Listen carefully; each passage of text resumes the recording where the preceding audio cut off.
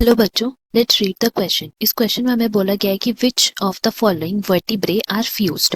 जहाँ पे हमें वर्टिब्रे के नेम्स दिए हुए हैं, A cervical, B sacrum, C lumbar, थी और डी थोरैसिक। तो यहाँ हम लोग बोल सकते हैं कि हमारा जो की कॉन्सेप्ट है वो हो जाएगा वर्टिब्रल कॉलम।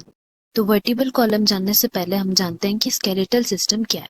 तो स्केलेटल सिस्टम को हम लोग डिफाइन कर सकते हैं as the framework of our body, जिसमें बोन्स एंड कार्टिलेजेस इन्वॉल्व है and they are responsible for all the movement in our body. तो ये जो स्केलेटल सिस्टम है उसको हम लोग 2 डिविजन्स में बांटे हैं। इट मीन्स 2 पार्ट में हम लोग डिवाइड किए एंड ये 2 डिविजन्स कौन कौन से हैं।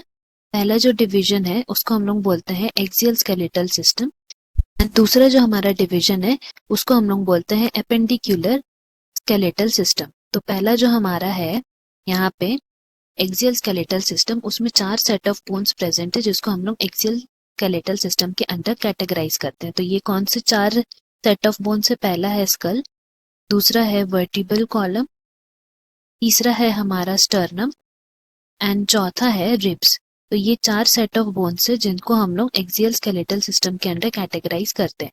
एंड अगर हम लोग दूसरी तरफ बात करते हैं एपेंडिक्यूलर स्केलेटल सिस्टम, तो इसमें क्या आते हैं all limbs along with girdles। ये सब हमारे आते हैं एपेंडिकुलर स्केलेटल सिस्टम के। तो अकॉर्डिंग टू द क्वेश्चन हमें वर्टिब्रे के बारे में पूछा है, सो यहाँ specifically we will be talking about the vertebral column. Now vertebral column को फर्दर हम लोग डिफाइन कर सकते हैं as set of bones which are total 26 in number. तो ये वह हमारा total number of vertebral column में कितने बोन्स मिलते हैं, यहाँ हम लोग लिख देते हैं these are description of vertebral column.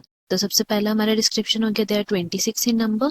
इसकी लोकेशन की बात करें देन यहाँ हम लोग बोल सकते हैं it extends from base of the skull to the end continue till the main framework of trunk. तो यहाँ हम लोग लिख सकते हैं and main framework of trunk constitute करता है ये हमारा। So this was about vertebral column की लोकेशन की।